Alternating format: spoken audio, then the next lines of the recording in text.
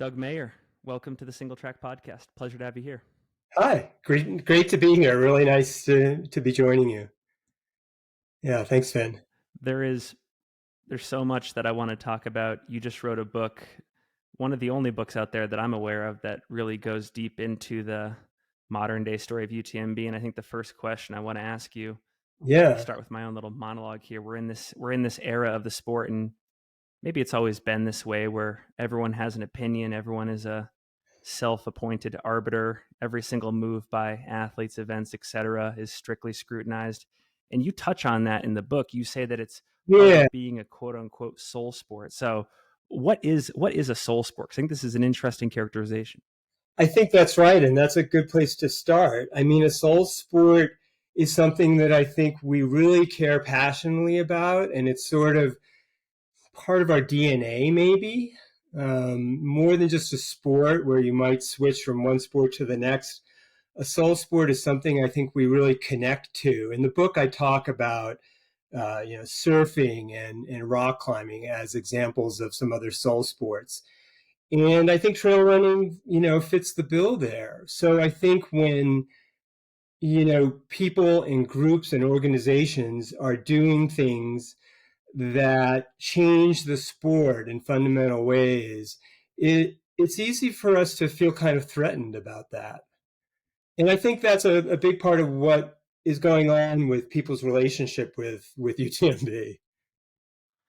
Do you think that if you look at a sport like rock climbing or surfing or our sport of trail running, is it due to that nature that any type of change is incredibly hard to make, and maybe we're never going to be in this position where something like a UTMB comes around, they have international ambitions, and they want to see some version of their experience exist in all parts of the world? Is that almost like a no-go in a soul sport scenario, or Oh, I think is there some wiggle room, do you think? it depends who you are. I mean, I think it's very easy when you attach your identity to a sport and somebody shifts the sport in some fundamental way, it's easy to feel threatened. And I think that's where a lot of the criticisms come from of UTMB because it's evolving and changing. And UTMB, they absolutely have their idea of what trail running values are. Michelle Polettis has done something like 85 ultras. You can't say that they don't care about trail running. And Catherine has been there crewing him and doing all kinds of things like that, over the years. So they clearly have their idea, and it was in the very first brochure for UTMB talked about the Yeah. values of the sport. Um, so I think when you shift the sport, if you're not secure in terms of allowing the sport to evolve, uh, it can be a very threatening experience.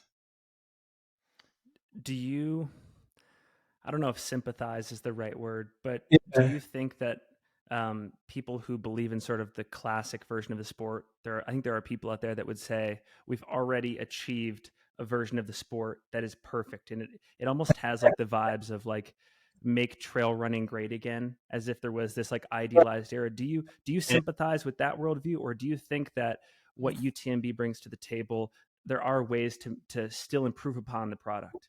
My view is very simple, which is I love it all. I mean, I love trail running, and I have done it all.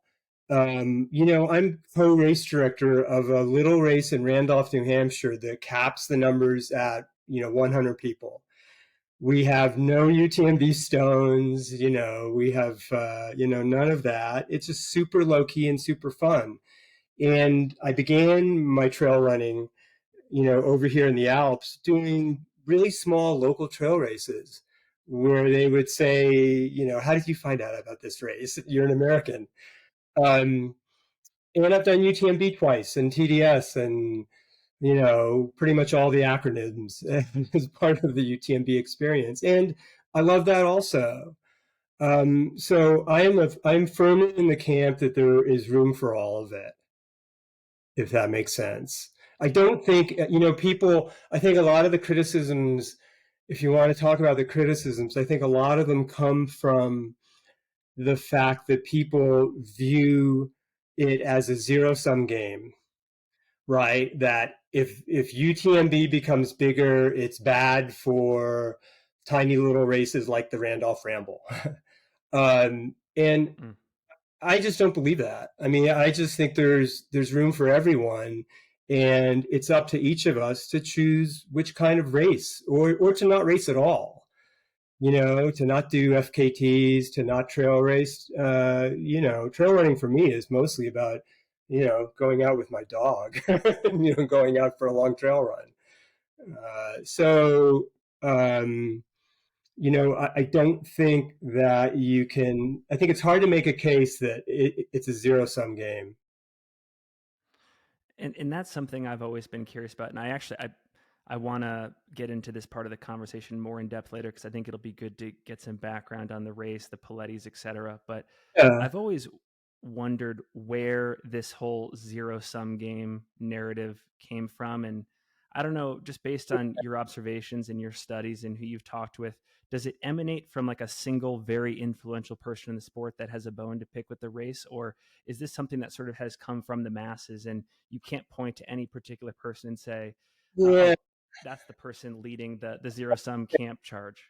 Oh, that would be very nice and very convenient. But I don't think that's the case. I mean, I tend to feel it's more of a situation where if you're threatened by UTMB, you must somehow believe that it subtracts from something else. And I don't see that. I mean, you know, there are certain examples maybe off on the side where, like, if you're a top professional athlete, which is your choice, right? If you want to be sponsored by a Solomon or Hoka or whomever, you you certainly get pressure to be at UTMB. But that pressure, I think, comes from the fact that it has a lot of viewers and attention, and that's all coming from us, frankly. If nobody was paying attention to UTMB and UTMB Live and UTMB TV, it would very quickly disappear. There's a great, I did a few interviews with, Killian for the book, and he talks very poignantly about how, look, is UTMB the race I would design if I was a race director? No. You know, is it a race I take part in? Absolutely. Um, and so his point in our conversations was that we each have to make a choice. His example, I think, in the book is, would he go to a race that was sponsored by the European gas company Total? And he said, no, I would take part in that. But does he go to UTMB? Yeah. So, we each make that, calculation, right? Like, is it for me? Are the values close enough in alignment with my own trail running values to take part in it? That's a decision we each make. So the title of the book, UTMB, the race that changed trail running, and this is one of the first books in a while that I read cover to cover in one sitting. It was excellent. But one Thanks. thing very interesting that I want to ask you about before we get into the meat Yeah. and potatoes of it, the book starts with that famous Teddy Roosevelt quote. It's the man in the arena quote. And for Yeah. folks that haven't read that before, we'll link to it in the show notes because there's quite a bit of reading involved. But what's the significance of including the man in the arena quote at the top of the book? I almost didn't put it in there because I almost feel like for coaches and whatnot, it's probably a bit of a cliche, right? Because the quote is really all about, like, the credit goes to the person who's in the arena. Like, stepping into the arena is what it's all about, right? And to me, that means towing the line at any trail race, right? Whether it's UTMB or 10K, like, you're there, you're showing up. And for me, I've always seen that as a first, win for those of us who like to trail race. So I think there's clearly that component. I mean, towing the line, starting UTMB is, whatever you think of the race, being there at, Place du Triangle, and, in Chamonix at 6 p.m. on that Friday evening is an incredibly moving experience, which is another component of UTMB that we probably want to touch on at some point.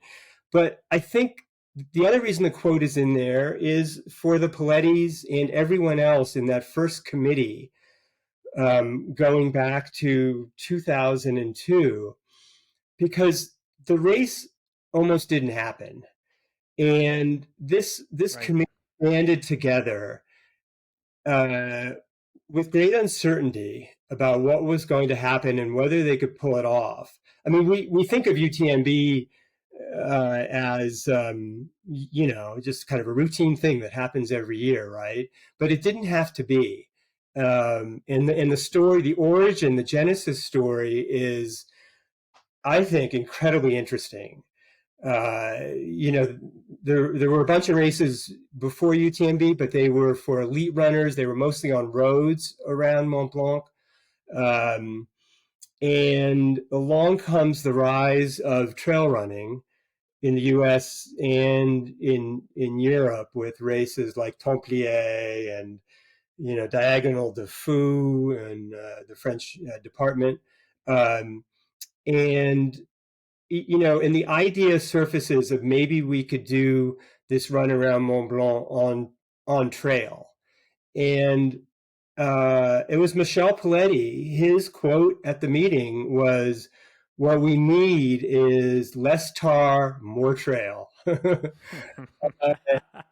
And behind this couple, behind the Polettis, was Rennie Bachelard, who I saw just the other day in town.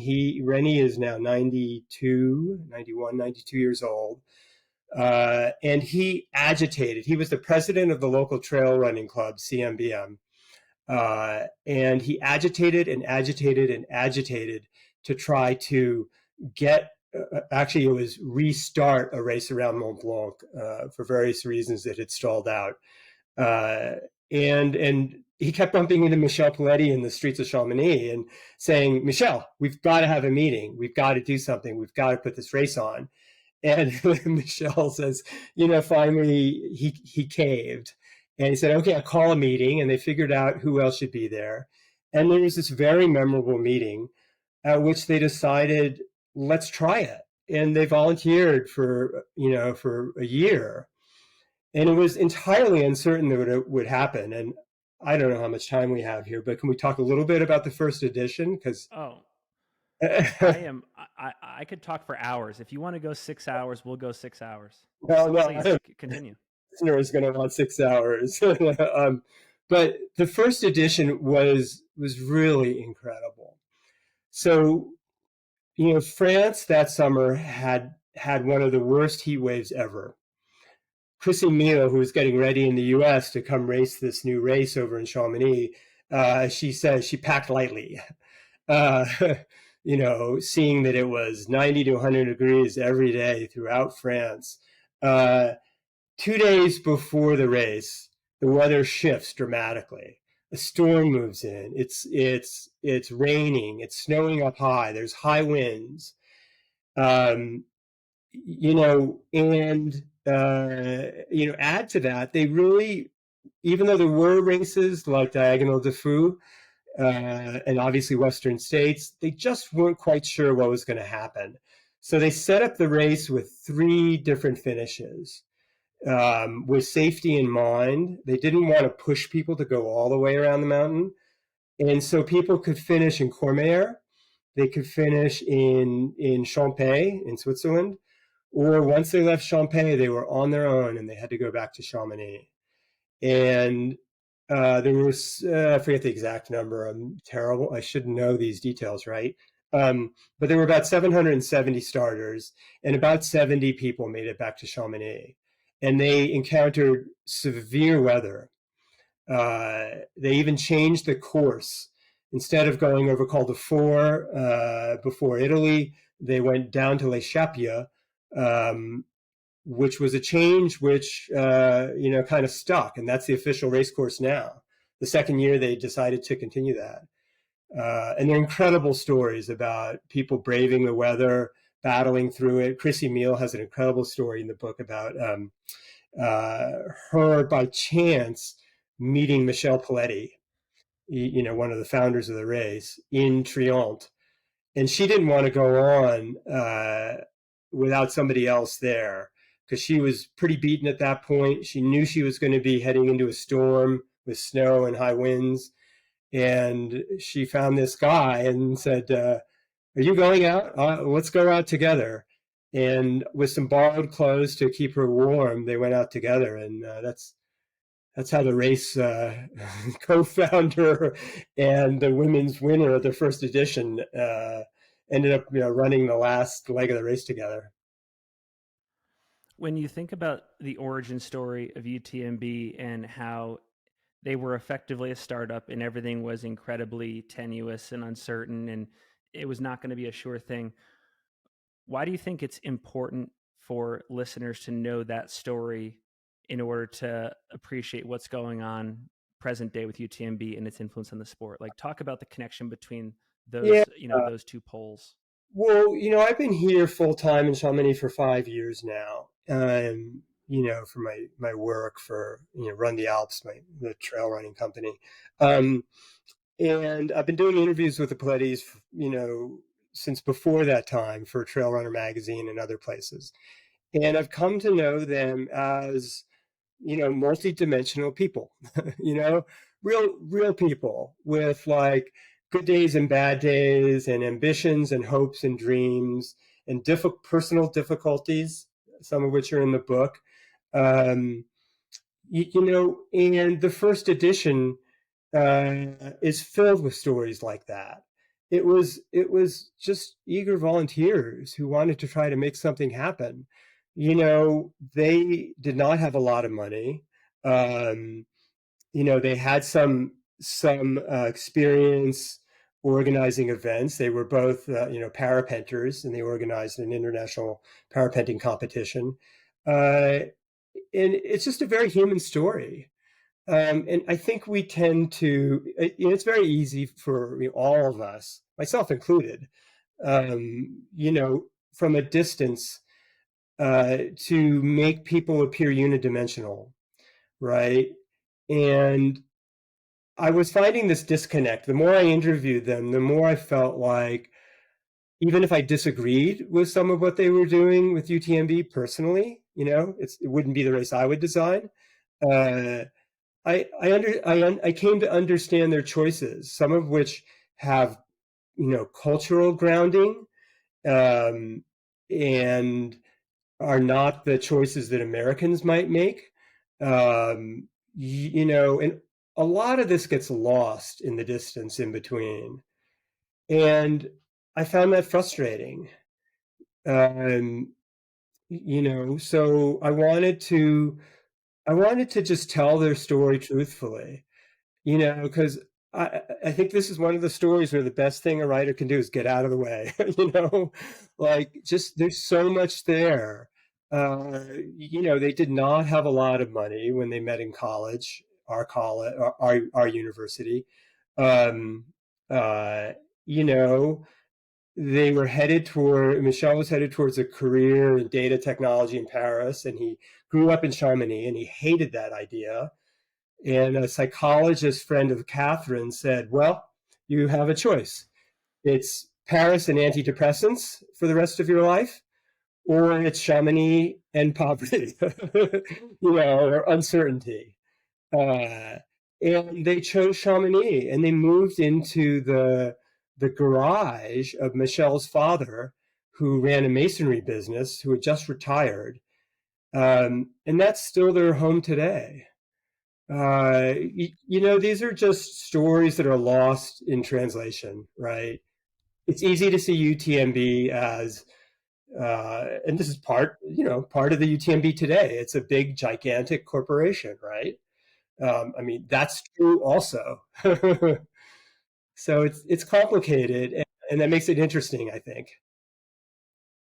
when you examine the Polettis' background, so their upbringing and their careers pre UTMB, what skill sets did they bring to the table? What life experiences did they bring to the table that made them well suited? And I'm not going to say inevitable, but people No, that were well suited to eventually create this event and this organization that had such an impact on the sport. well, I joke with them that they're the closest that Chamonix has to American entrepreneurs. Uh, they are, they're ambitious. They work around the clock on UTMB. Uh, not a very, not a very, the French have a much better, in my opinion, work-life balance. But if you're running what was for many, many years essentially a small business, you have to roll with it and work all the time. So they bring that spirit to the table. Um, they also, people may find this hard to believe, but there are plenty of examples where they're very self-critical. They started many years ago a process of taking time out after UTMB week and evaluating how it went and critiquing themselves. And they have very methodically built on that.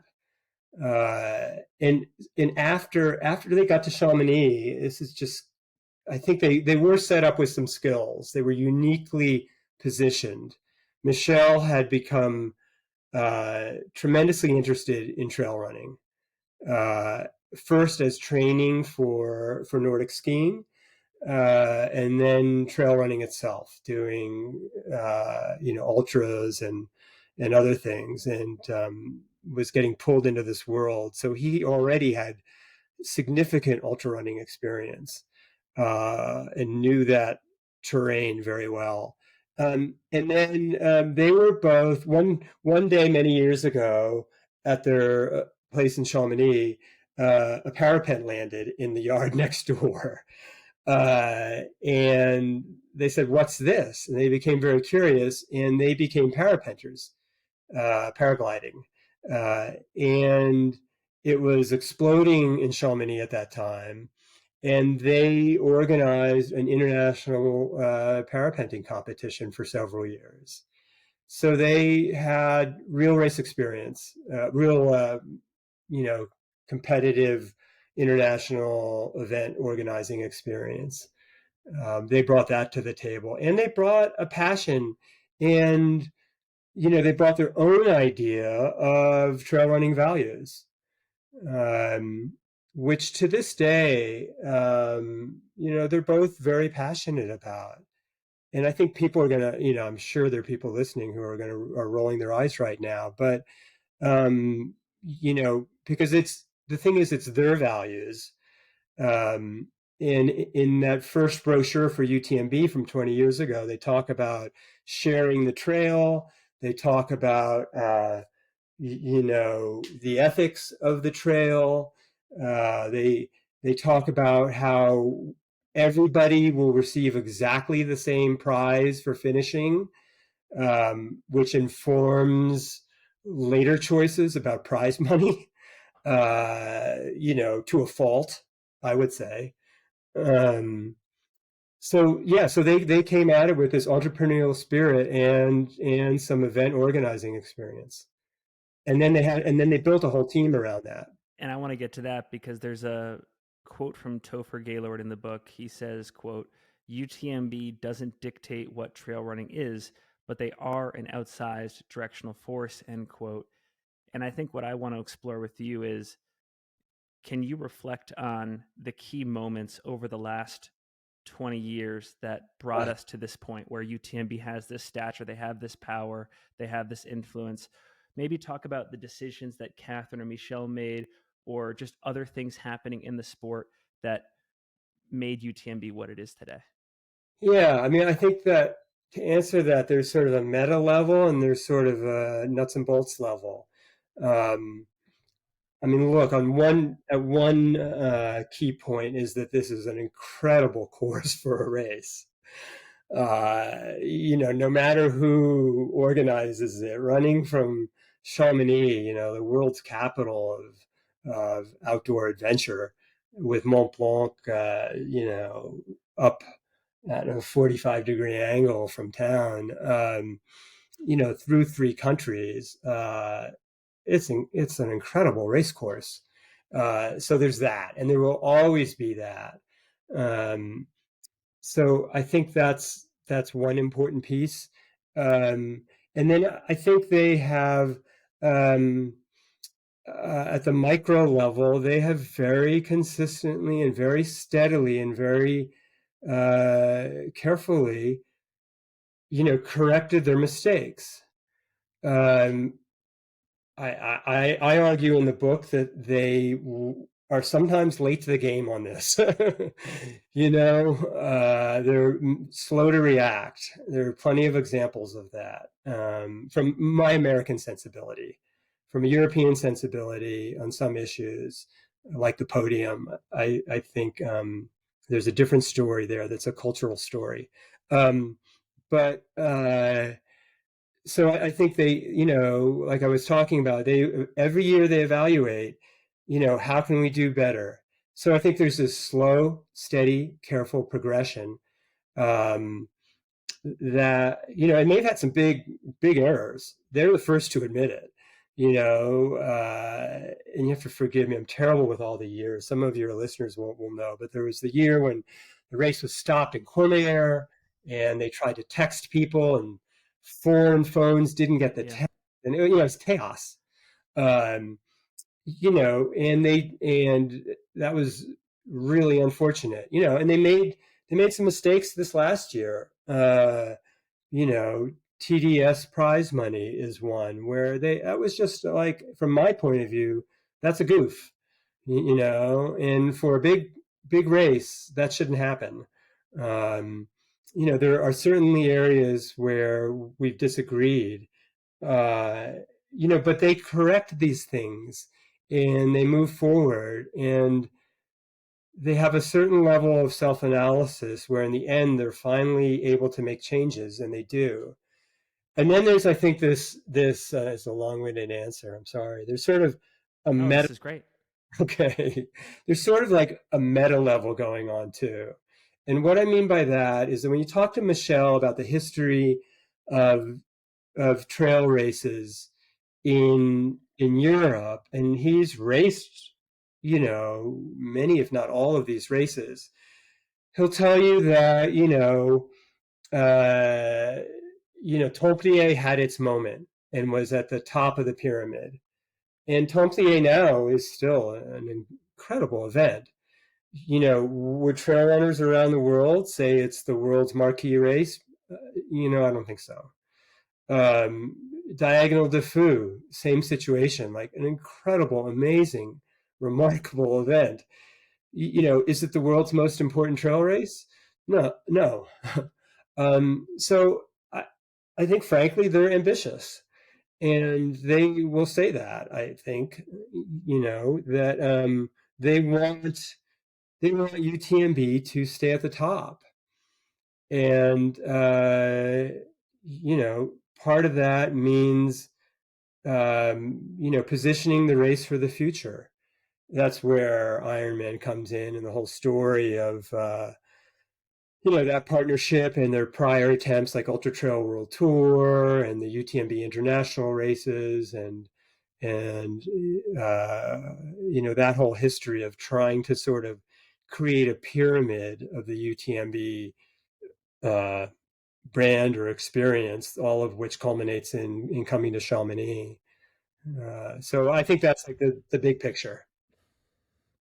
I think a lot of listeners, or at least some listeners, might be surprised to learn that there is a lot of self-examination that goes on in the process, and year after year they're continually asking themselves, how do we get better? And maybe that, from like a personality standpoint, is the key Mhm. variable for a business person to grow these things. Because I Yeah. think that the current Mhm. stereotype is that like the Polettis operate in a vacuum, they operate in this closed space, they are relatively tone deaf to these suggestions for changes. So can you speak to that a little bit more? Well, I think both are true. you know, I think you can have both qualities. I mean, over the years, there are times when I've looked at decisions the race has made, pregnancy policies and other choices, and I've been like, come on, really? Like, this has got to be better, I mean, a lot of that, I have to say, like living here now for 5 years, is an American lens on what in a race whose DNA has been French. And this is not to excuse it, by the way. I want to really make that clear. It's just to explain it. UTMB is an international race, and they need to adopt. This is all my opinion, right?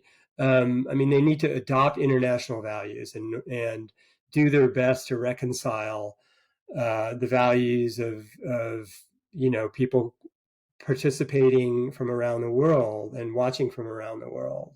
It has Chamonix DNA, but it's fundamentally an international event, and they need to realize that. And I think if I had a fundamental wish for UTMB, it would be that they would react more quickly.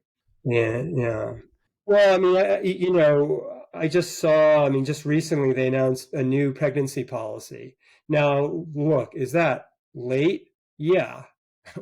But when I read it, and I haven't had a chance to talk to them about the details of it, they've been in the US with, canyons and desert rats and running around, but my first read of it is that it was pretty solid looking. So, should it have come years later? Absolutely. Um, but when you flip that around and when you look at UTMB from the lens of other European trail races, UTMB's, for better or worse, and for worse, is kind of the norm. I mean, I'm talking with an American point of view, right? Right. So Yeah. they just approach, cultures approach. This is, it's not my area of expertise. I'm just a Me novice too. looking at these Me questions. too. I Me don't too. Me too. every and bring in some anthropologists or something. But they approach it with their own lens, which can be hard to understand for a foreigner with a very different set of values. I Um, think, and I'll add in a personal aside here. I love to see change, and I love to see acceptance from the community come along with it. And again, I know that like motivations are key here, but I want to see change with acceptance because I get very concerned when you see a company like UTMB make change for good, but then it comes with vindictiveness from the community. And I get very concerned about that because then I think if we want to see change happen in other areas, there might be hesitancy because those actors who were asking to change might say, like, what's it worth if I'm only going to become a pariah no matter what after the fact? So I do hope that there is like a pathway to forgiveness and acceptance and moving on and returning to normalcy. I am 110% right there with you. Look, I think, um, and I sort of make this case in the book in the closing chapters. I think if you love trail running, and presumably we all do, you and me and everyone listening, um, you have to care about UTMB, and you have to, at some level, wish it well. And here's why. Um, no event. Let me back up. I mean, I would say if you love something, you want to share it with someone, right? Because like trail running has fundamentally changed, many of our lives dramatically for the better. I mean, it's gotten me through crises. It's kept me healthy. It's kept me sane when I had a high pressure job in the States. It's kind of been there for me when the rest of the world hasn't. um, and and no race brings more people to trail running than UTMB. I mean, that's just a Yeah. fact, like it or not. with the UTMB TV and their coverage and exposure. I was privy to some one trail running shoe brand's internal data as part of this, and it showed Google searches on the phrase ultra running, and it's just sort of there during the year, and then come end of August it spikes, and that's UTMB. So, and there's a wonderful story in there about a really dear friend of mine, Mike Ambrose, who Mike's I loved this story, by the way. yeah, yeah. Mike is one of the world's greatest guys. I mean, he's a wonderful human being, and he is. I don't know anyone more passionate about trail running. He's now the North American leader for Killian's company, Normal, and long. He started off as a tech rep for Solomon in New England, driving around in a beater old car. But his story is that he one day in Philadelphia, he wasn't born a granola outdoors guy. He was born in Jersey, and one day he saw a YouTube video of UTMB, and that next week he went out and he bought a pair of trail running shoes. He took the bus across town in Philadelphia, and he started trail running on trails, imagining he was in Chamonix. Uh, and now Mike's story is exceptional because he really got bitten by the bug, and went from there to working his way up the ladder at Solomon and Odyssey, and designing what are currently some of that brand's best trail running shoes. Now at Normal, I mean, there's probably nobody. Uh, I think we can say there's probably no one in the world who knows trail running in Europe and the U.S. as well as Mike. I Hmm. mean, he just lives and breathes it, and has lived here, has raced here quite well, uh, and raced in the U.S. Went around the U.S. teaching how to trail run workshops, and that's all because he saw a video about some race around Mont Blanc. Um, and that now that story is exceptional, but the general idea is duplicated over and over again. And so if you love something and you want to share it, no one does that better than UTMB. Whether you like the fanfare and the drama and all the brand engagement or not, that's just a fact about the race. So, and I think that sharing and bringing more people into the trail running world is a good thing. It reminds me because I was actually just talking about this with Matt Feldick from Viper Running. He's the marketing director there, and they've created a lot of films around their events. And we were talking about the butterfly effect that content marketing has on runners in the sport and what Mm-hmm. races they do and how they decide to invest. And it'd be pretty wild to imagine like what happens to Mike Ambrose if Solomon doesn't make that Killian's Quest film series or whichever one he consumed that inspired him to take all these next steps.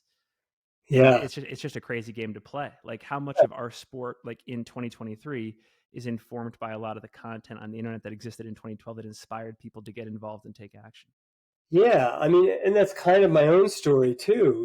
I mean, I was over in the Swiss Alps, working remotely for a number of summers, trail running in these little trail races where everyone would say, mais vous êtes américain?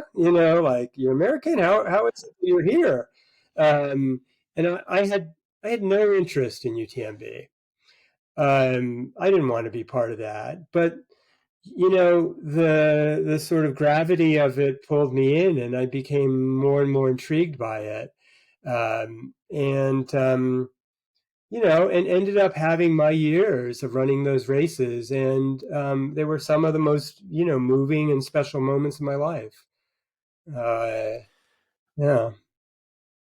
One last question on this particular topic. I just finished this book called Guns, Germs, and Steel by Jared Diamond, and it hypothesizes why some countries developed more rapidly than others during the Renaissance, industrial era, et cetera. And I kind of want to apply this concept to UTMB because you talk in the book about how modern American trail running sort of took shape in America, like in the 70s and the 80s, but then it really professionalized and commercialized a little bit more so in Europe. And Yeah. I'm wondering, like, when you think about key variables, does do you account for a lot of it being like the Polettis' vision and business acumen being a deciding factor? Like, where do you give credit in that scenario?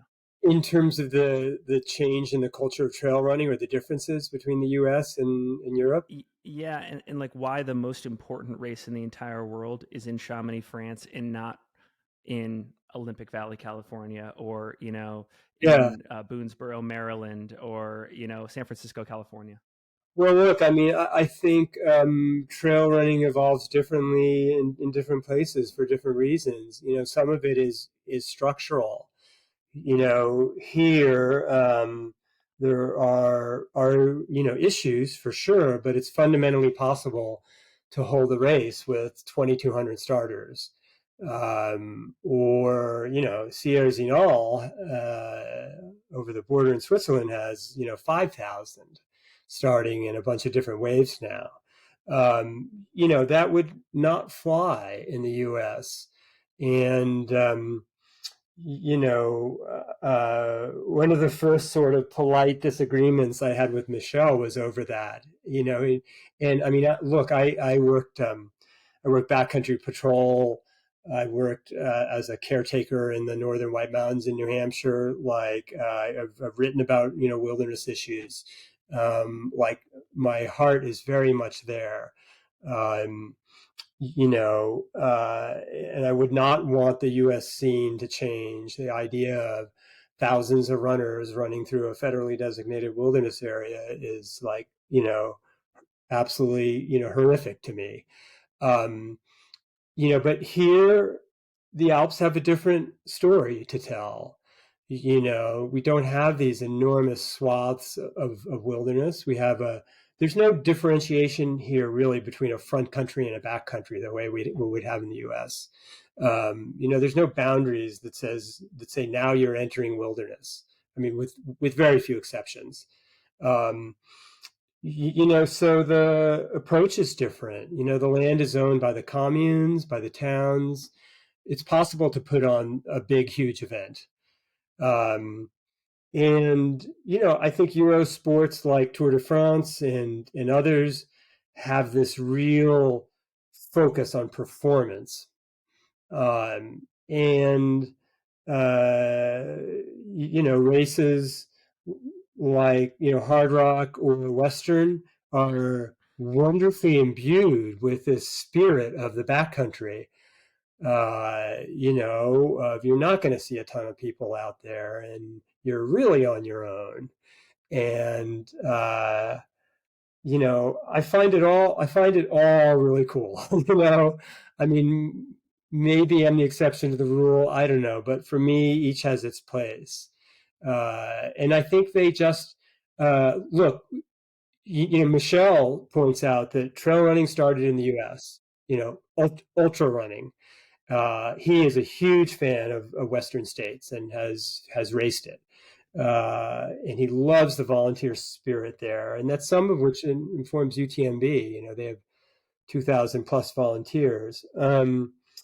You know, so I think it's possible to appreciate both, and there's structural reasons why they headed in different directions. But you know, that spirit, and it was actually two runners from Templier who went to Western State, or they went to Leadville early Leadville, yeah. on, right? And they sort of brought the spirit back to the Alps. I mean, it's more complicated than that because there were shorter elite races like Cross de Mont Blanc and Sierre-Zinal is 50 years old, and Midi and Champéry. But they brought the ultra spirit back, and I mean, you got to say it exploded here. I mean, I go out on the trails. I mean, I'm in an exceptional town for trail running, but I mean, it's just there are trail runners everywhere in this town, and really throughout the Alps. We're not the quirky.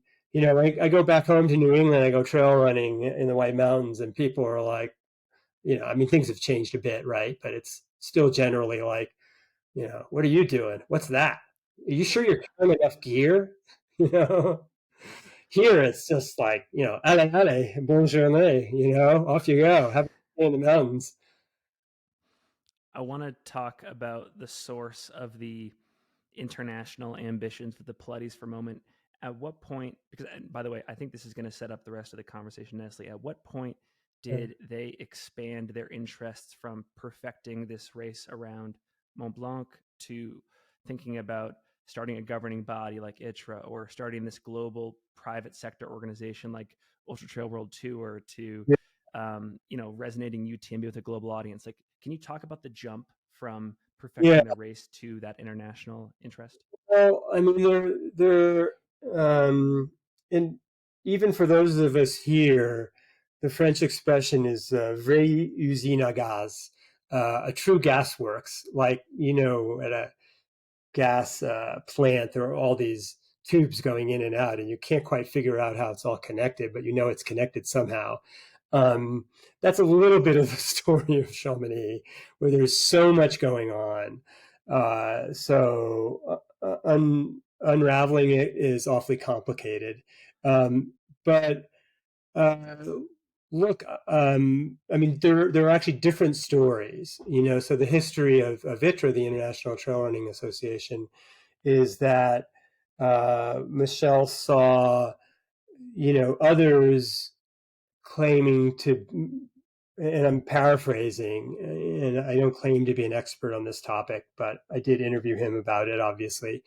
Um, he saw an organization coming in, trying to uh, be the official organizing body for ultra running in Europe, and he felt that wasn't right. And you know, uh, so he sort of decided that, well, we'll do it, and he tried his best. And I think, I mean, that's really a whole separate story. The story of the the UTMB race expansion, I think, is sort of powered by um, a concern that UTMB stay the world's most important trail race. And what powers that? I mean, I don't know. Ask a psychologist, But I mean, I think it's ambition and wanting to do a good job, and excitement, and the possibility of sharing what you created around the world. Um,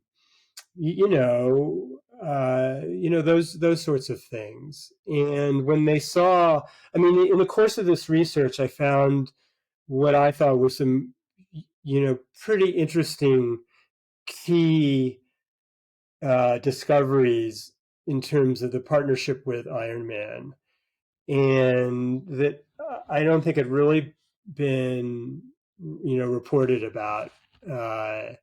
When the announcement was made, it was sort of the surface announcement, and I got a chance to really hang out with Michelle and really hear the backstory. And um, it's it's a case of, look, COVID was going on. Uh, they had this sort of timeout. It was a little worrisome because they'd made the decision to keep the UTMB staff on. I think 80%, something like that, and it cost them a lot of money.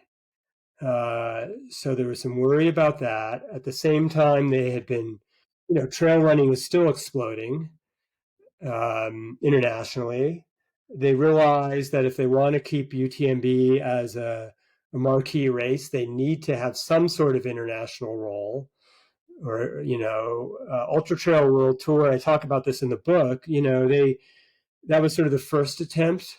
This is obviously prior to COVID, um, but it was uneven for a lot of reasons, um, which we talk about. That was the first attempt. Then came the UTMB international races, and a partner who was pivotal to the whole story, Remy Duchemin, which is an interesting story. And then,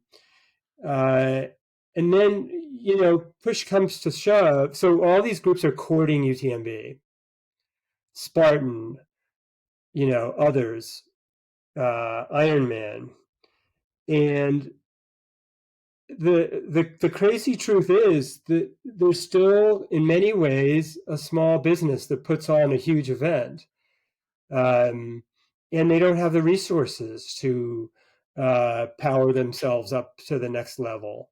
And they look around, and what they finally realized at the last, sort of like near the last possible moment, was that Ironman was going ahead with a World Series, with or without UTMB. And that was going to happen. And so the choice then becomes, do we want Ironman doing this, or do you want Ironman plus UTMB doing this? And, like it or not, that was the choice that, uh, you know, Polettis had, and, one step removed, the rest of us had, right? It wasn't like it wasn't going to happen. It was happening. And so, um, given that choice, that setup, when they realized, like, wow, this is happening, there's a concern that they're just going to plow ahead, and we'll just be this race in France. This is my read on it,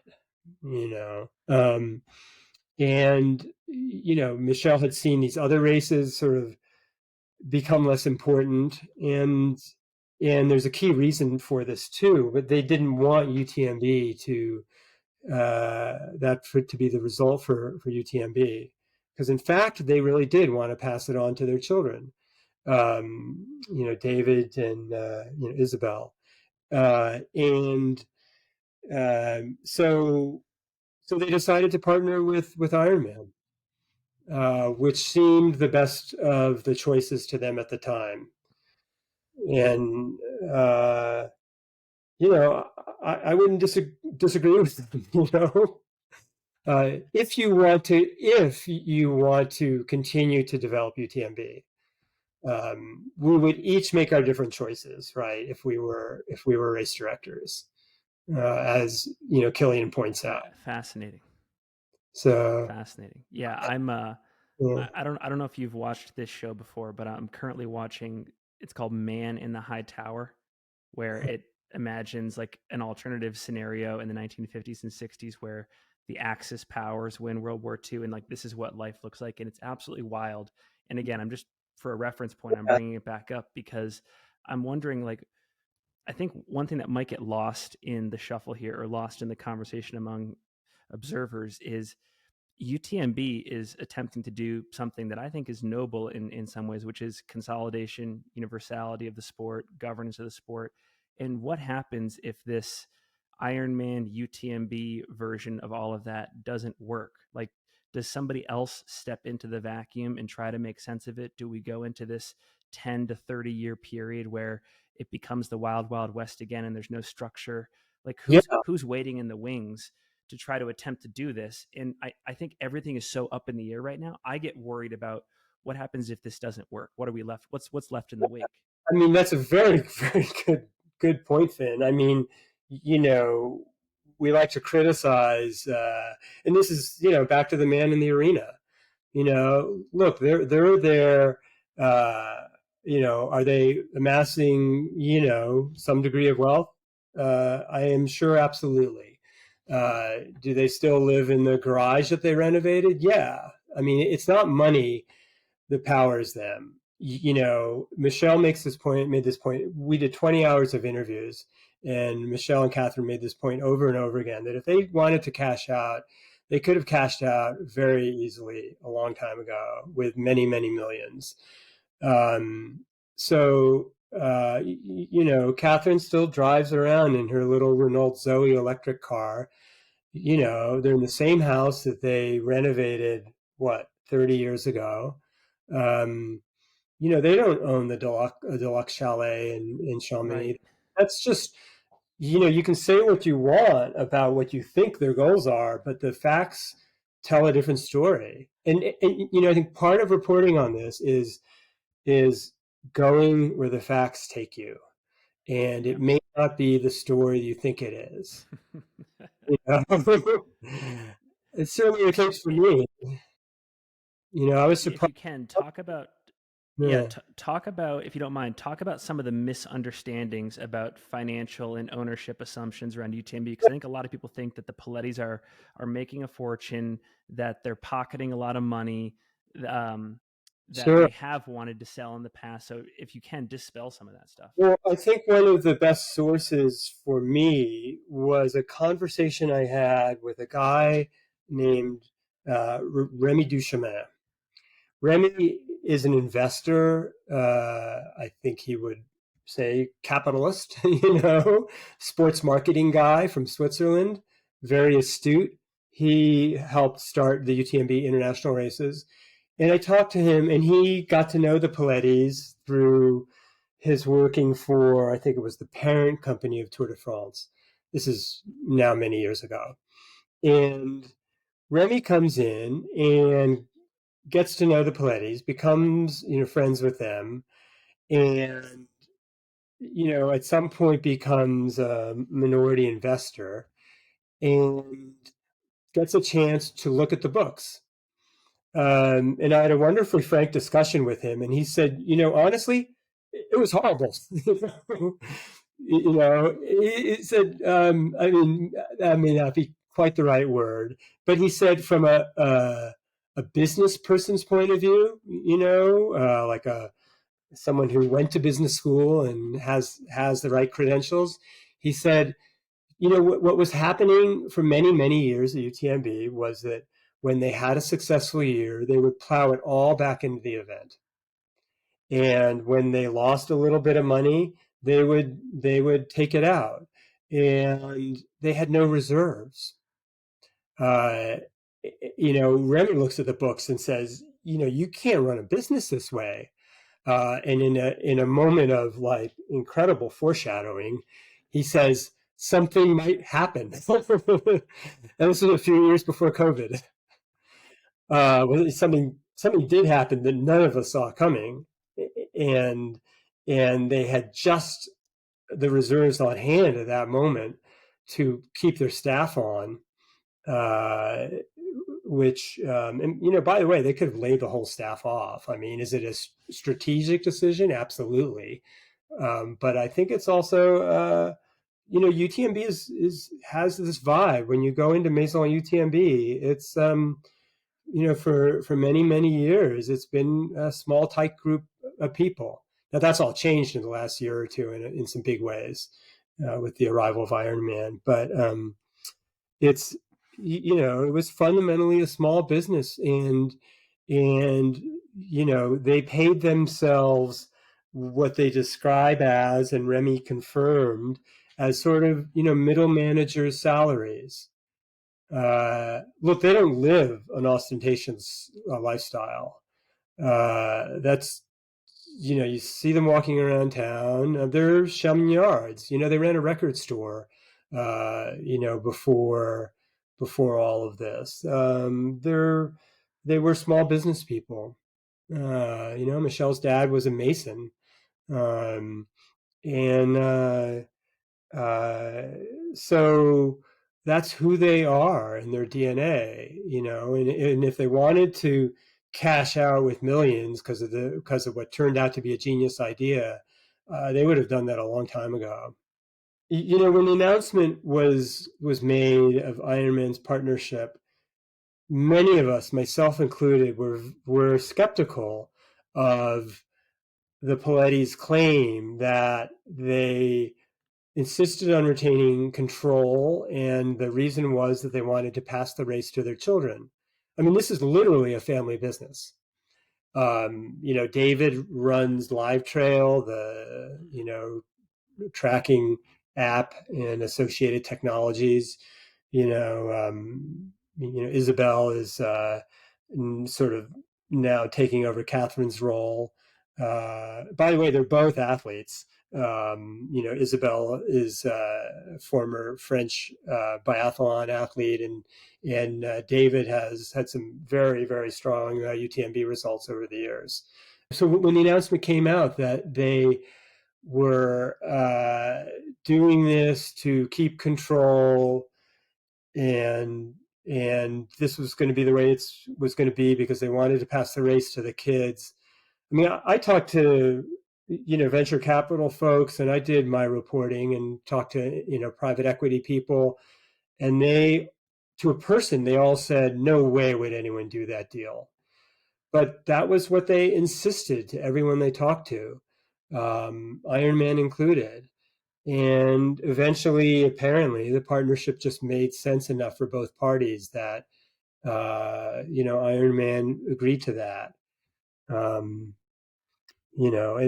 And by the way, there's no, as Michelle told me, there's it's a business, and there's no promise of what the future. There's no guarantee of what the future holds, right? I mean, if another virus comes along and knocks back the race for several years, they may be forced to sell. I mean, we can all imagine scenarios, but that was their sincere wish. This was to pass it on to the kids. It's interesting if you go back 5 or 6 years, and I know that you acknowledge this in the book, but Dave Beach, who was at Ironman at the time, did Ultra Trail Australia. It was a formative Yeah, experience. great Saw the guy. community, was like, man, like there's an opportunity here. And I think that sort of precipitated Ironman's interest in this whole scene. And you just mentioned, which I think might be news to at least some people, that there could have been this world where Ironman was independent, UTMB was independent, and they're both trying to, be world builders for this international scene. Um, I Mm-hmm. think what I want to ask you around here is how do you think Iron Man can help the sport? Because if I look back at some of the quotes from their leadership, Andrew Mesk, et cetera, I'm paraphrasing here a bit, but like when they had a chance in those press releases to talk about how they could help the average runner, how they could increase opportunity in the sport, instead they got very academic and they talked about how like the fundamentals of trail running get interesting at like 2,000 participants, and we can do this with merchandising, and we can do this with et cetera. So if we're really trying to bring it back to like how this helps the average Yeah. runner, do you have any insights on how they're actually beneficial to the sport? Yeah, well, I mean, and Dave Beach is a wonderful example. A great guy who discovers trail running in Australia and just loves it. And loves it for, I think, a lot of the same reasons we love it. It was not about you know your finish time. It was not about having a $30,000 bike. And it's no criticism of triathletes. It's just a different world, right? It's just different. And uh, you know what can Ironman add? Look, I think we need to be very careful. I mean, Ironman is a business, and they are in this for business reasons. And I think, we have to acknowledge that. Compare that with UTMB, which the day UTMB incorporated, they formed two companies. They formed a for-profit company, which would run the race, and they formed an association, a nonprofit, which would be funded to protect the values.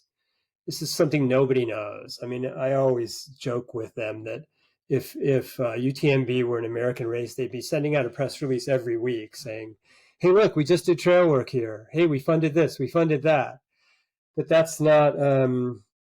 It's not. Uh, I don't know. This is a gross generalization, but I would say that's not like a French style to like, you know, wave your flag and say, "Look at me, look at what I'm doing." It's I see it as kind of a U.S. corporate thing where your agency is sending to say, what's our press release this week? Uh, so um, in Ironman, this is just my personal read on it. They're a business and they want to make money. Like let's be perfectly clear about that.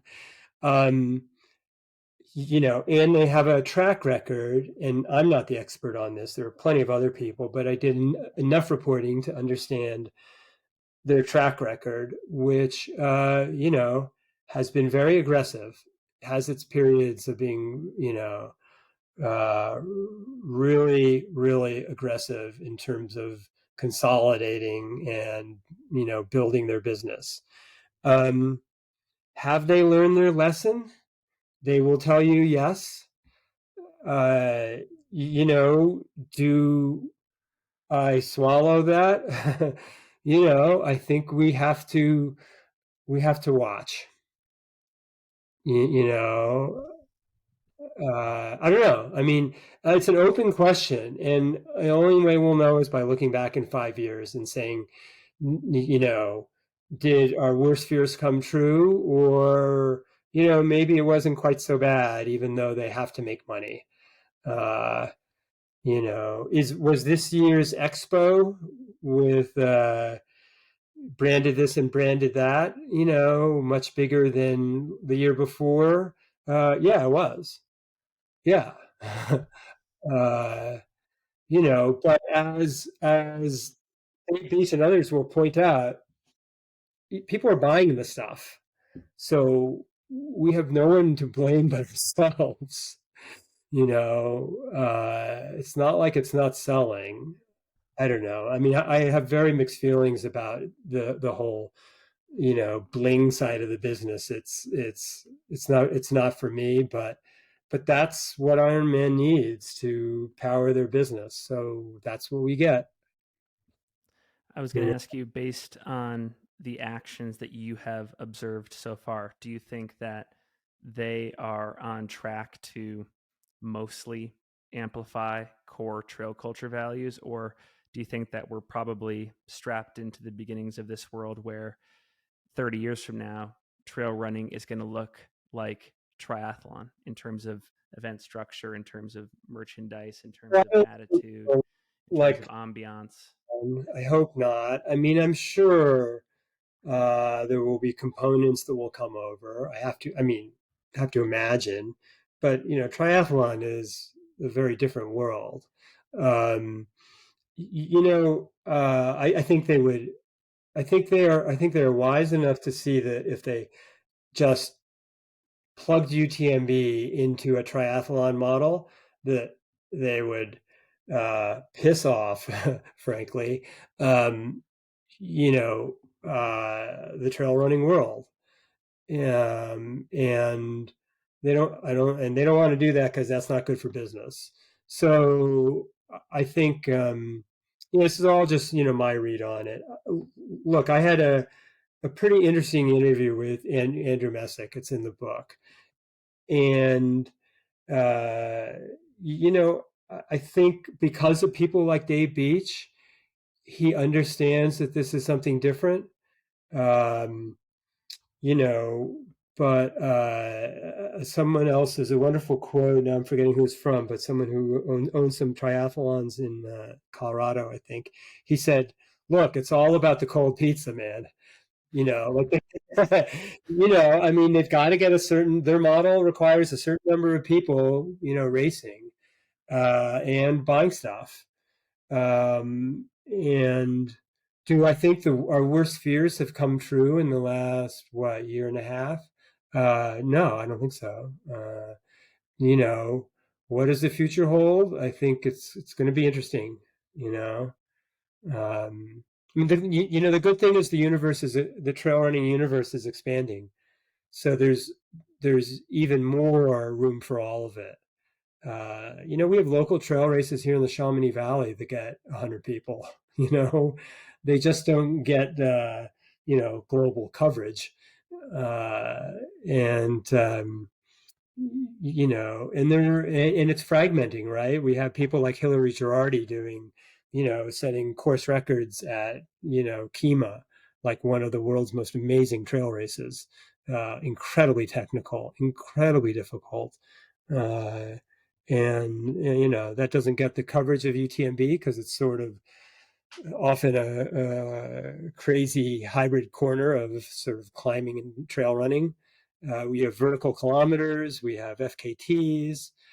Um, I really think there's room for it all if we can just take a deep breath and allow it to, you know, allow it to grow and develop.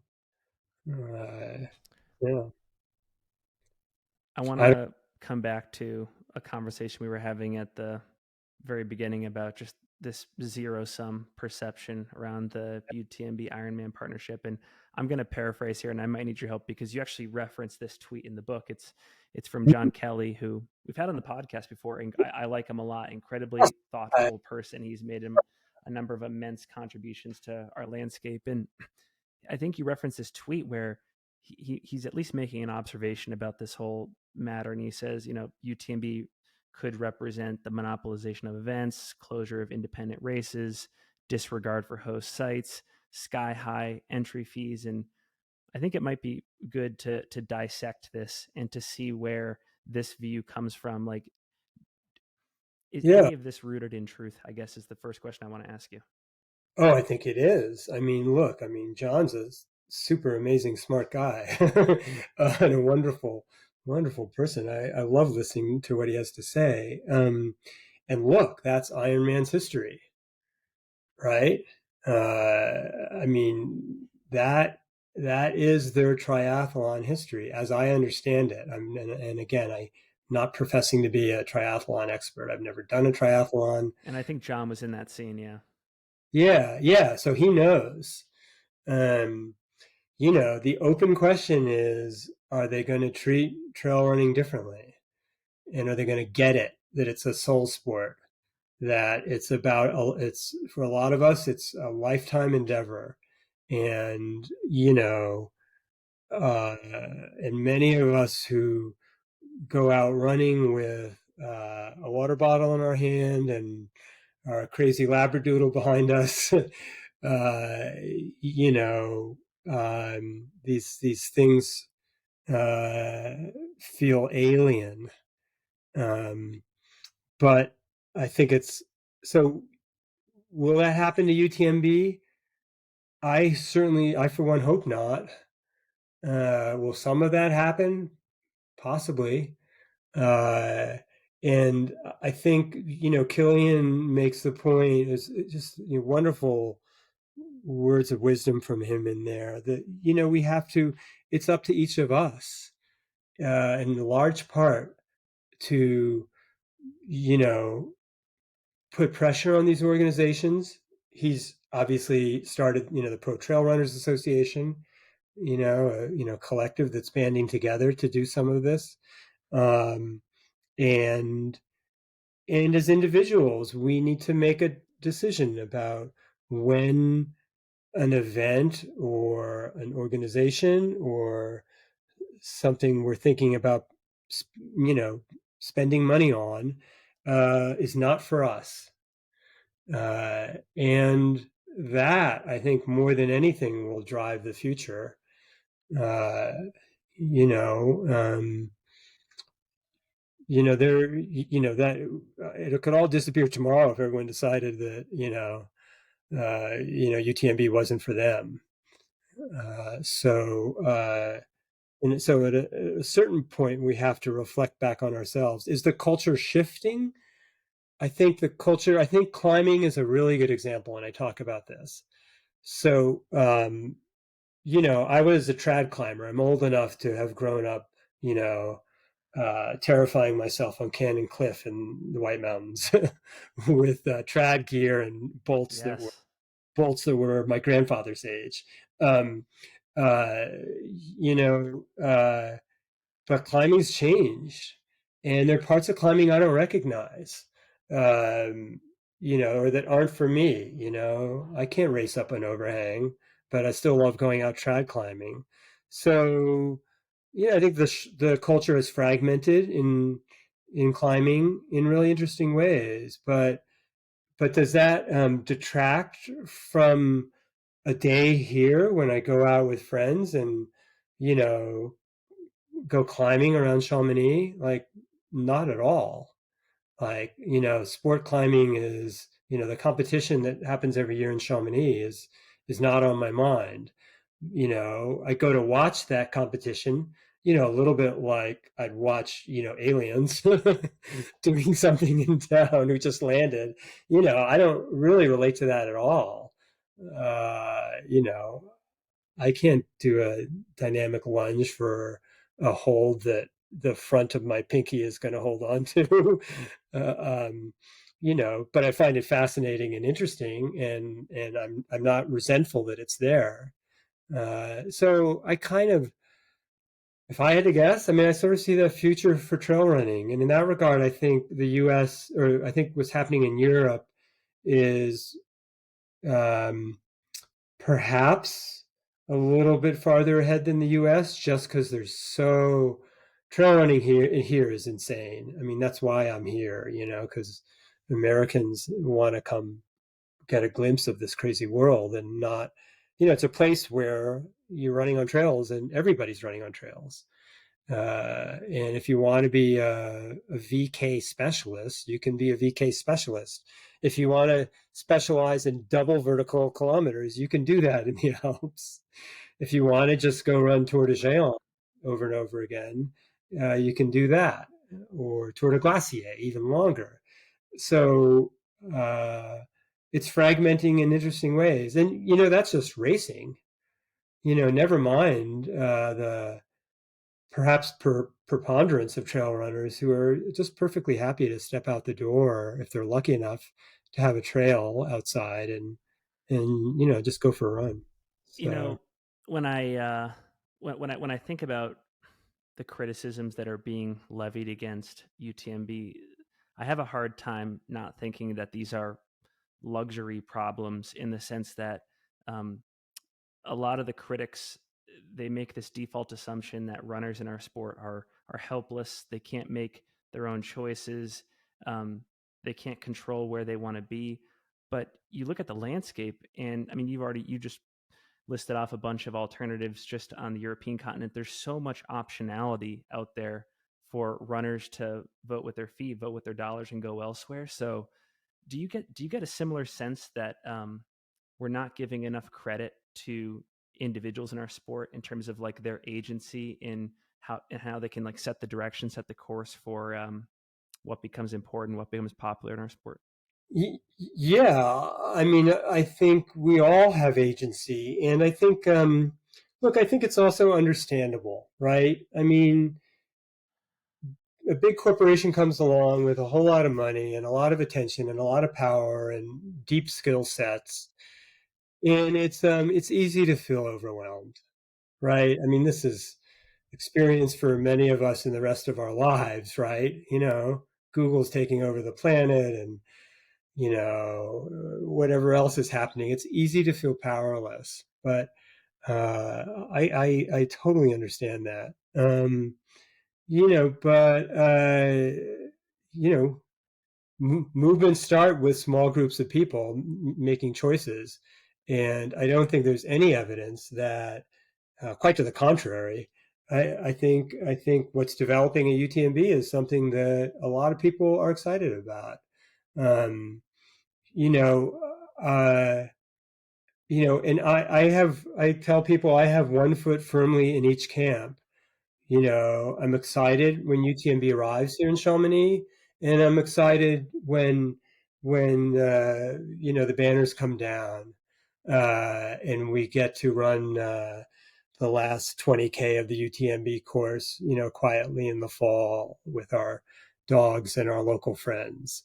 Um, it's all it's all okay. I think our job is to look at our intentions when we react to things and see what's powering that. Is it fear based, and do we have the facts? I think this is a really important point. I mean, one of the things that uh, the Polettis have pretty, in some ways, pretty thick skin. You have to if you're a public figure like that. But in other ways, I think they've been. This is just my personal read. They've been really disappointed and hurt by things. They always make the case, like when a story comes along, and for example, a race in the US recently makes a decision not to take part in allowing their race to be credited as, towards Yep. UTMB. What I heard from Michelle was, why didn't they call? Like, can we talk about this? We may disagree, and he can be a very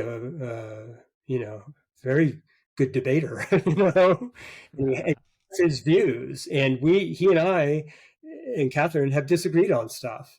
um but there have been a lot of cases where people have made announcements based on what I see as something as simple as a misunderstanding, or maybe a lack of appreciation of cultural differences, which doesn't excuse a decision, um, but it does give you context.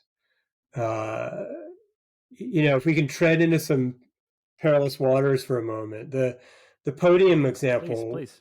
All right. Okay, right. The the podium example was a really good case here.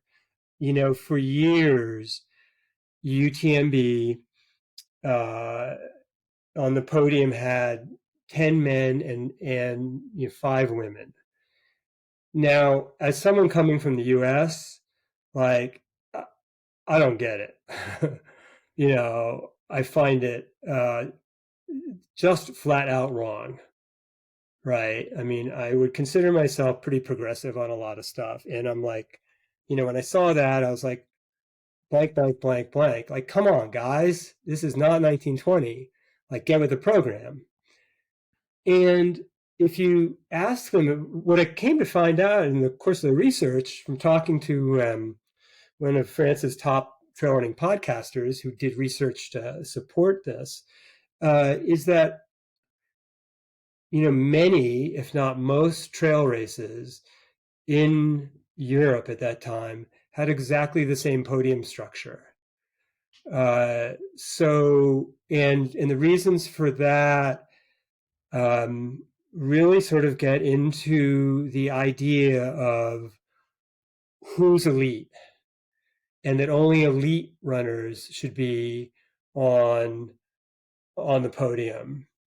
And I may not be characterizing this quite right, but I think the gist of it from talking to the Polettis was that if you, at the time when they started that, if you went 10 deep on the women's podium, you would be putting a recreational runner on the podium at UTMB. Now, Hmm. I find that wrong I mean, for a bazillion reasons. Stephanie Case has a wonderful quote in the book about how do you want to be do you want to be a mirror, or do you want to be a door? Yeah. Do you want to reflect society, or do you want to be a door that opens up on something else, something different that you imagine? And UTMB was a mirror. Uh, can you fault them for, from my point of view, can you fault them for not being progressive? I mean, I would love for them to be, for them 20 years ago to have imagined something different and done it. But they're in this stew of European trail running culture, and they didn't see it. And it took and maybe this is the example of where each of us can act. Some of us can act more easily than others, though sometimes at greater risk. Rory Basio was the one. Like, we have to credit Rory for this. who said to Catherine, and she considers Catherine a friend and continues to consider Catherine a friend. She said, Catherine, this is wrong. And you know what? Further, I'm not coming back until you fix this. Um, and uh, it took that level of engagement and attention getting for it to shift. Do we wish it would have shifted 10 years earlier? Like, absolutely. Do I wish that they were a door instead of a window? Absolutely. Instead of a mirror? Absolutely. Um, but, that's not always what we get in life. And so, I think that's a really good example. Um, you know, and when you understand that context and that framework, I can find a little more forgiveness in my heart. I'm sure, every culture has its little corners of weirdness or big spaces of weirdness where things are just uh, not as they should be. Um, and I think if we can approach it with a certain amount of empathy, then you start to see these things. And it starts with asking questions. And so and I think this is a reason why I was able to get access to the Polettis and have an editorial agreement before we started that they were not going to edit anything I wrote. They would read it for corrections only. Um, and so they said, look, that I had written about UTMB fairly over the years, and I have criticized them when I think they're due for criticism. Uh, and I, I think I like to think we've developed a certain amount of trust with each other that we can disagree about stuff, but we each want to understand the other side. So, and that's all I wanted really in this book is to understand. I just wanted to dig in and try and make sense of it. You mentioned Stephanie Case, you mentioned Rory Bozio, and that kind of informs this next question. There's a sentiment in the book. I'm not sure it's from you or if it's from someone you interviewed that uh, no one or very few people can walk away from UTMB. There's either this real or imagined giant in the room, and athletes and operators don't feel like they can stand up to it. How much stock do you put in that? Because like you mentioned Stephanie kind of speaking out on the issue. Rory, I mean, for probably many reasons, but maybe this was one of the precipitators. She walked away from the sport kind of at the height of her powers. Um, Right. what are your thoughts there? Like, do you feel like for pro athletes in our sport, they can be vocal against this organization if they see wrongs, or do you still feel like there needs to be this like hush hush race while you're in your prime, maybe talk towards the end of your career? Well, I think both those, maybe these aren't very satisfying answers, but I think those are both true. And I think it depends on who you are and where you are and your position in the sport. Um, Look, I talked to a lot of sponsored runners across the board, uh, and if this is my take on it, and it's constantly sort of evolving as I talk to more and more people, and you get more information. But I would say that just of my understanding is that if you're coming up, yeah, do you want to rock the boat? No, you want a great contract that pays your bills and allows you to, trail race around the world. So, and sponsors build in bonuses for being on the podium at UTMB, and the cash now helps. Um, you know, if you're someone like a Killian or Tim Tollefson has, Tim is another person with a wonderfully close, I think, relationship with the Polettis, who loves UTMB. Love hate relationship, I would say probably, but he. Uh, but he's there most years at the start line, uh, and but he's also critical of the race. Tim can do that. Tim's in a respected position where the risk to someone like that is probably not as great as someone who's coming up making waves. So I think it depends on where you're standing at any given moment. And I think yeah, I mean it just really depends who you are. And again, back to what Killian said, you don't have to be there. And we each make our choice. uh, you know is it valuable for him to be there? Like, absolutely. For everyone who has a brand or is sponsored by a brand, showing up at the finish line with all those cameras on your gear has a value. Does that distort your choices? I think that's an individual question, right? uh, who's you know who that's a choice each of us has each of the elites has to make. For the rest of us, it's a much simpler calculus, right? Although it's expensive also, right? It must be said that, like, coming to Chamonix, France to trail race is an incredible luxury, decadent these days, and environmentally, you know, environmentally, damaging. And I say that as someone who lives this every day with a tour company. Like, we work hard to try to mitigate and manage the impacts of bringing people here. It's all an open conversation. I don't. Yeah.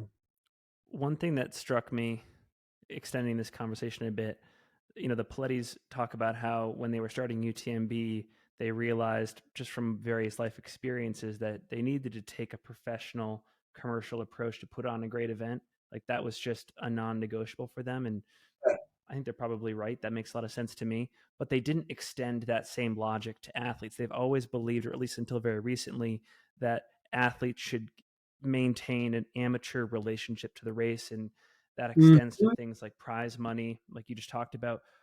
Why Yeah. don't they draw the same through line from their experience in the field to the athlete's I experience? think that's another great example of, so if you go back, if you ask them this, which not a lot of people have done. Look, I sort of consider myself a little bit of a Forrest Gump kind of person. Yeah, I'm in this weird position, right? Like, I'm in Chamonix. I'm in my heart an American. Grew up running with my dog and my pals in the White Mountains, and that's my DNA. Now I live in France, and I speak French, and I understand the scene here. Um, and so I have one foot in each culture, and so uh, where were we going for this? I had a point to make. Oh, amateurism versus professionalism, and how the Pilates are comfortable with it existing in their realm, but not in the athlete's realm. The story um, uh, is that, and no one knows the story. Like, when I heard the story, I was like, oh my God, like, it all makes sense. Do I still disagree? Yeah, I still disagree. But but it makes sense. And this is, I think, my understanding is that this is sort of part of French DNA, is not to be like I think my French friends here are always amazed when I just, like, tell my story, right? Like, here's who I am, and here are my blemishes, and here's what happened to me, and here's my background. So what happened? So there was this period when Catherine was the treasurer for the Mont Blanc Marathon, and as part of that job, it was her job to write checks to the winning athletes, who at the time were, you know, comparatively to us, impoverished East African runners. And what would happen to her is that the race would be over, the podium, the prize giving would be over. The athlete managers would come over and they would say, "You make that check out to me." And she says she knew exactly what was going on, meaning that the money wasn't going to the athletes, or, a fraction of it was going to them. And it was all going to handlers and managers. And that disgusted her. Um, and, that is her filter through which she and Michelle saw prize money. And, that sort of experience, I think, is extremely powerful. When you see, what can you call it? Corruption, right? Or at least tremendous unfairness.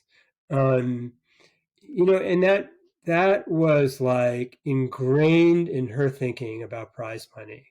Plus this ethic from before that period, or around the beginning of UTMB, and I wish I had the original value statement here, but it's the idea that we are all equal out there. That that everybody gets the same prize, is how they put it in French, and um, that powered their thinking for many, many, many years. That this was the right way of doing it to prevent corruption. Now, as someone like Tim comes along and says very respectfully, that's an antiquated model. You have people who are training full-time year-round to be in Chamonix. Now they have to qualify, by doing another UTMB race. Uh, you know, you have the world's best trail runners coming, and they're training year-round for this to arrive at Chamonix. Like, they need funding, and prize money has to change. And it did this last year, not for TDS, which is not part of the World Series, and that's a separate discussion. PTL and MCC and uh, TDS are not in that world right now, nor will they be. So the prize money's gone up, but were they late to the game? Yeah. And, but now we understand where it came from. Can you fault them for being late? I think, yeah, but you can also understand it. And this is where they get frustrated, not getting asked these questions. This is, Michelle will get, frankly, a little teary-eyed and and and gets very hurt sounding in his voice. Like these things, they're human also. you know, Yeah. and they, like all of us, they just want to be understood.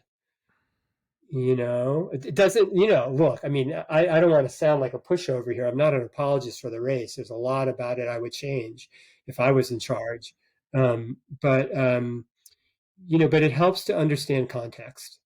Yeah, and I certainly cannot speak for the audience. I can only speak for myself, but I know we talked about this earlier. I am extremely disinterested in keeping a tally of the adoption curve in our sport. The thing that I'm the most interested in is doing whatever it takes to ultimately get everybody to what we think is the right position. I want to get them there, and then I want us to all live in peace and harmony. But like all of the vindictiveness, all the retribution, all of like the I remember where you were in 2018, but now you're here in 2023. Like I worked in politics before this, and like that stuff is just a slippery slope towards chaos and disarray and factionalism and tribalism, and I don't want to go down that road at all.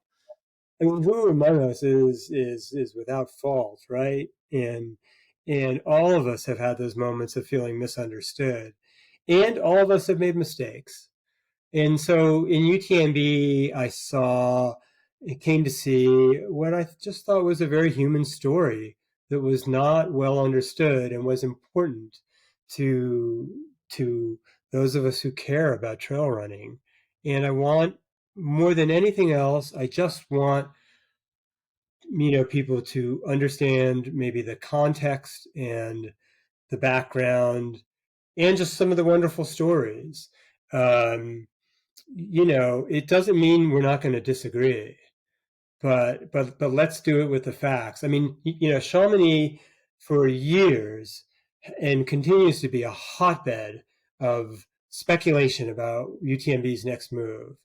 I mean, every cafe is filled with discussions of, I heard this, I heard that, or this decision was because of that, or, and nobody, very few people had the facts. There's a lot of heat and not much light. And I actually fault the organization for that a bit.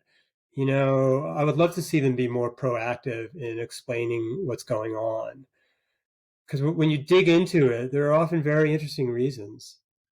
A couple more questions I want to ask. The first one, and it's a big one, so I think you can take it wherever you want, but it seems like in recent years, either the ambitions of event companies or the expectations of fans and runners in the sport is to see these events like UTMB aspire to be both simultaneously global and local, effectively to be all things to all people. Is that something that we can and should aspire to? Or do we need to have these discrete types of events where it's like, you know what, this is just like a global event, this is a local event, and there has to be like a cleave between the two? Look, I mean, that's one of the great questions of the world. I mean, can you hold on to your values as you grow, right? I mean, Patagonia seems to have done it wonderfully in many ways. Uh, and it's really interesting that you bring that up, because that was one of the last discussions I had with Michelle, um, who does not want this to become just another international race. He feels, pretty strongly that it needs to retain some of the DNA and the history and, you know, vibrancy that comes from being in Chamonix and being in Cormier and being in Champex-Lac. Uh, and that's on his mind. Like, there are examples we talked about where they want to make sure that in the decisions ahead, it doesn't just become all about buying a t-shirt, and that they can communicate some of the spirit of trail running in the Alps. One of the things they do really well is all of these wonderful volunteers along the race course who, for all of the hype and all of the banners and all of the international broadcasts, when you're running UTMB, you're still running through, a couple dozen small villages, mostly small villages around the Alps, with people who've come out of their houses, their chalets, to, cheer you on and yell "Ale ale," and uh, and you know, they don't want to lose that, and they don't want to lose the the volunteerism that is invisible, I think, to many people, but very much powers UTMB. Here's my best story about Michelle. Okay, years ago I ran TDS, and at the first aid station, first or second, La Combal, and I just interviewed him, and I just moved over here, and I was in awe of UTMB at the time. I was wide-eyed and running TDS and excited for it all. And in the corner of the aid station, I see Michel Poletti, and he's moving water, buckets of water, from somewhere out of sight to the volunteers at the aid station. And our eyes meet in the split second. Well, it wasn't a split second, in the couple of minutes that I'm at the aid station. Um, and he comes over, and I was like, Michelle, like, what are you doing here? Like, shouldn't you be in a helicopter? Like, this is you're like co-founder of this race, and there are thousands of people running today. And he just said, I am exactly where I want to be. Meaning like kind of the beating heart of the volunteerism, uh, that of the association that in many ways still powers the race. And so, you know, is he traveling all around the world now? Being the face of UTMB, absolutely. But given the choice come race day, if he's not racing, and by the way, nobody has done more UTMB races in the world than Michelle. Uh, it's kind of an inside joke at their office. Uh, he's volunteering, and not volunteering in a look at me, I'm volunteering kind of mode. I think he would have been perfectly happy if nobody had noticed him. Doug, this has been an excellent conversation. I cannot thank you enough for your time, but also even before that, just how in depth you went uncovering this story and delivering it to an American audience, because I think there was a lot to either dispel or just clarify. I think there were a lot of people before this conversation who, right or wrong, probably wrong, believed in this trail running industrial complex, and they thought the Polettis had sold out, and they thought they no longer cared about trail running, and they were breaking the sport. And I think we probably dispelled a lot of that today. And if anything, perhaps most importantly, we humanized these people that really care about the sport and want to do great things for the sport. So I'm grateful for that. I always like to give the guest the last word. Do you have either any interesting remaining open-ended questions from your research on this book that are gripping you right now, or any final thoughts that you want to share with the audience before we go? Well, I would put in an asterisk, which is that I'm not sure there's not a trail running industrial complex. you know, Oh my gosh. I mean, look, is it a vast conspiracy? I don't think so. But look, I mean, I've in the course of articles I've talked to, I was just blown the last X minutes. Um, I think it's all there. Like, is it a vast conspiracy? I don't think so. But I did at the time of the development of the Ironman news. I talked to some private equity folks, and they said, "Look, trail running now has three things. It has a critical mass, a desirable demographic, and a growth and a trajectory. And so money is flowing in. I mean, that's a whole nother conversation, right?